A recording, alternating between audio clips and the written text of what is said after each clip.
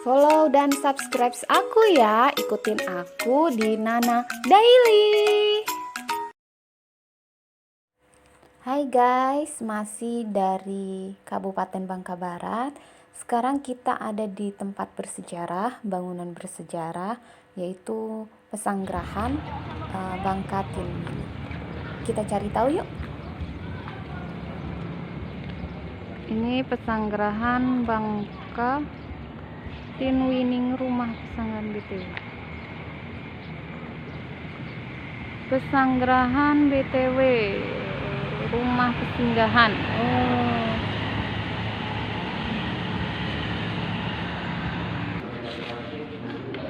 Si buku tamu. Nah, kalau ke sini kita nanti dapat buku Jelajah Cagar Budaya Kepulauan Bangka Belitung. Terus kita ngisi buku tamu sama lihat. Oh ya, ini telepon zaman dulu. Oh ya guys, kalau kalian sebelumnya udah nonton vlogku di mana tentang Pesanggerahan Menumbing. Nah, ini adalah Pesanggerahan Bangka Tinwining yang dimana Insinyur Soekarno dipindahkan dari Menumbing ke sini. Yuk kita cari tahu.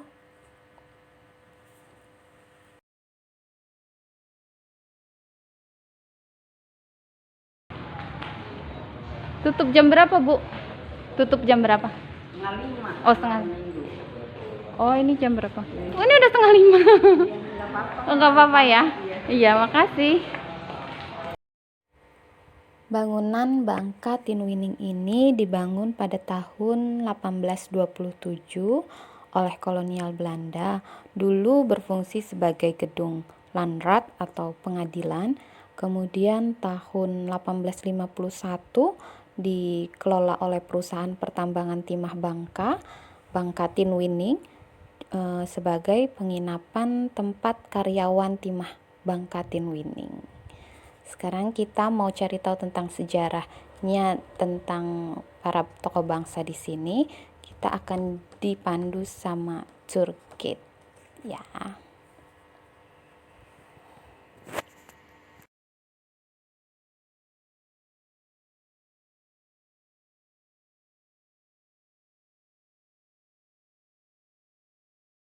Ini rumah apa Pak Pesanggerahan itu? Awalnya rumah ini adalah gedung pengadilan Landrat awalnya ya. Terus dulu ada Kanjeng Pangeran Haryo Pakulimeran di sini. Nah, gedung ini awalnya gedung pengadilan Landrat. Nah, dulu ada diasingkan Kanjeng Pangeran Haryo Pakulimeran, kalau diasingkan sini, siapapun yang menentang Belanda akan diadili di sini sampai dihukum mati. Nah, ini ya. Dulu Kanjeng Pangeran Haryo Pakulimeran ini dulu diutus Belanda untuk menyerang pasukan Aceh.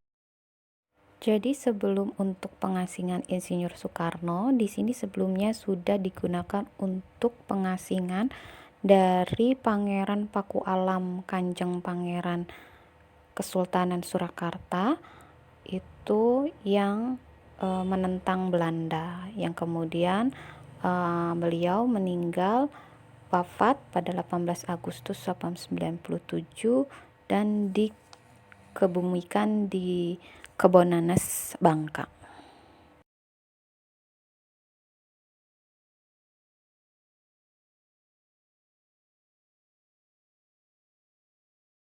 Nah, lalu Belanda menguasai ibu kota Jogja, lalu Belanda menangkap para tokoh. Nah, para tokoh ditangkap dan para tokoh akan diasingkan.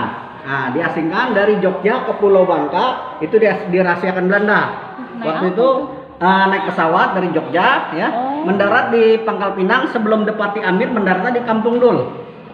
Nah, di mendarat pesawat dari Jogja mendarat di Kampung Dul, lalu 6 tokoh diturunkan di Kampung Dul, lalu naik mobil dibawa ke Menumbing.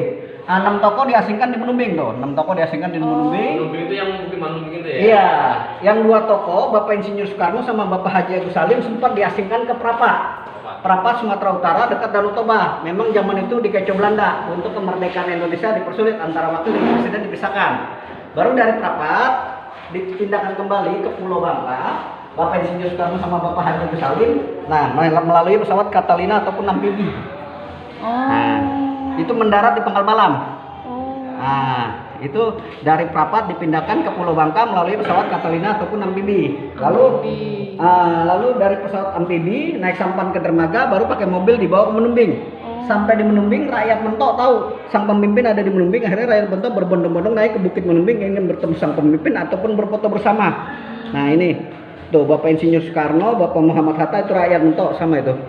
Bapak Insinyur Soekarno sama Bapak Muhammad Hatta sama rakyatnya, rakyat Mentok. Nah ini referensinya. Nah ini Bapak Insinyur Soekarno, Bapak Muhammad Hatta, ini rakyat Mentok. Ya, sama ini juga. Ini Bapak Insinyur Soekarno, Bapak Muhammad Hatta, ini rakyat Mentok. Lalu dari Menumbing, Bung Karno mau mempertahankan Indonesia merdeka kayaknya sulit karena Menumbing bukit jauh dari rakyat. Akhirnya dia dengan alasan sama Belanda bahwa saya punya penyakit asma dan tidak tahan dingin, minta dipindahkan. Nah, baru 1 hari di Menumbing, Insinyur Soekarno lalu dipindahkan ke Pesanggerahan Bangka Tinwining di Muntok di sini, guys. Soekarno dipindahkan ke sini lalu menuju ke kamar 1B. Di kamar 1B dia berfoto tuh. Nah, di kamar 1B dia berfoto lalu kirim surat. Yang tadinya istrinya tidak tahu bahwa suaminya dari Prapat dipindahkan ke mana belum ada kabar. Setelah Bung Karno foto di kamar 1B, dia kirim surat. Pat, ini adalah gambar Mas pada waktu sehari di Mentok, kurus ataukah gemuk. Nah, itu surat kepada istrinya. Fatmawati itu. Iya. Fatma. Jadi baru istrinya tahu bahwa suaminya ada di Pulau Bangka. Nah, tadinya dia dari Prapat belum ada kabar bahwa suaminya dipindahkan kemana. Nah, ini kedatangan Sultan Hamid II, ketua BPO. Nah, itu disambut oleh Bung Karno. Nah, ini disambut ya sebelum. Nah, itu mobil-mobilnya. Gitu ceritanya. Iya. Nah, ini itu mobil BN2 di depan situ.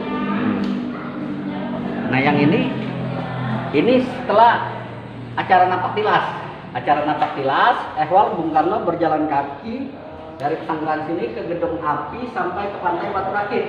Di Pantai Batu Rakit nih. Dulu di mana itu pantai itu, Pak? Di Pantai Batu Rakit, di sebelum pelabuhan Tanjung Galian. Ini sebelumnya ya. Sebelumnya. Nah, sebelum Tanjung Galian baru Pantai Batu Rakit itu sebelah kiri. Nah, ini ya. Dulu pakai benderanya Polri itu pemuda olahraga warnanya biru langit dengan putih. Nah, ini Bung Karno di pantai. Lalu Bung Karno ini mahasiswa Tanjung Galian, Ali Sastro. Nah, ini Bung Karno makan bersama rakyat di pinggir pantai Tanjung Galian. Oke. Nah, lalu setelah diakui merdeka, Bung Karno pamit sama rakyat, berkata adanya pertemuan, adanya perpisahan. Nah, ini. Jadi setelah diakui kembali lagi ke. Iya, karena penangkapan Jogja setelah diakui merdeka. Nah, Bung Karno pamit sama rakyat, adanya pertemuan, adanya perpisahan. Nah, ini akan keberangkatan dari sini mau ke Jogja. Nah, itu. Nah, ini Belanda menurunkan benderanya lalu menyobek warna birunya. Jadi bendera merah putih dari diakui merdeka. Nah, ini akan keberangkatan. Kembali. Ya. Nah, ini Bung Karno sama Belanda sudah sepakat tuh mengakui kemerdekaan, kedaulatan. Nah, ini di Kampung Dol nih. Kampung Dol Pangkal Pinang akan kepulangan ke Jogja. Nah, ini kepulangan Jogja.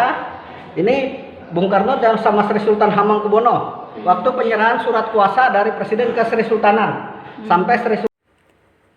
Setelah diakui Belanda, akhirnya Insinyur Soekarno membuat surat kuasa tentang kembalinya ke pemerintahan Republik Indonesia ke Yogyakarta.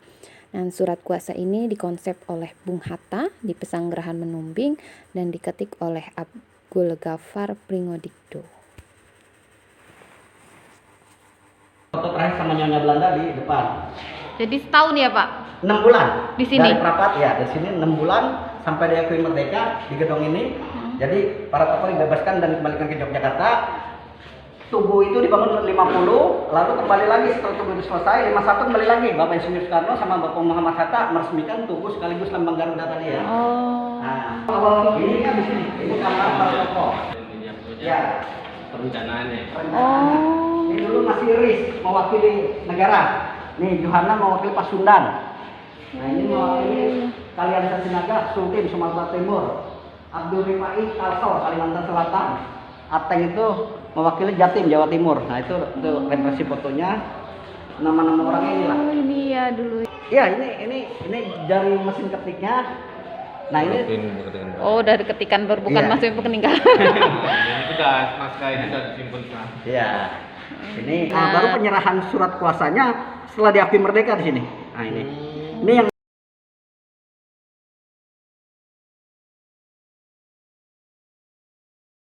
ini kayu dari dulu kusen ini yang belum terganti. Nah, terakhir ini Nah, ini dari zaman surat ini. dari yang lain sudah atau Yang lain sebagian sudah, nah yang lama dari dulu zaman sekarang ini yang belum.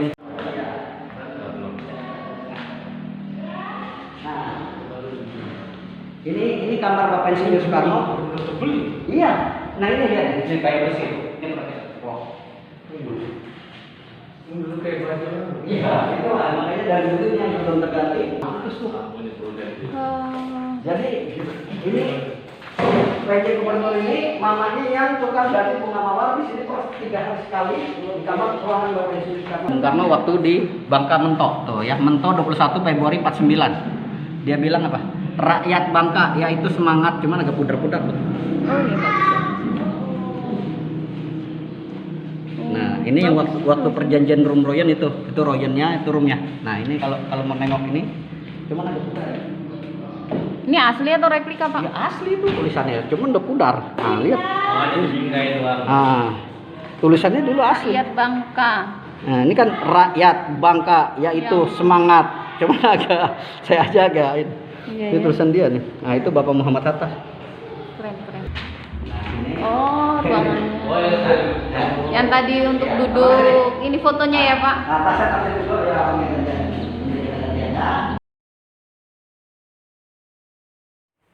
Nah, guys, jadi ini adalah salah satu bukti sejarah bahwa setelah proklamasi kemerdekaan Republik Indonesia tahun 1945, tokoh bangsa Indonesia masih berjuang untuk mempertahankan kemerdekaan Republik Indonesia. Jadi ini adalah bentuk suatu perjuangan mempertahankan Republik Indonesia.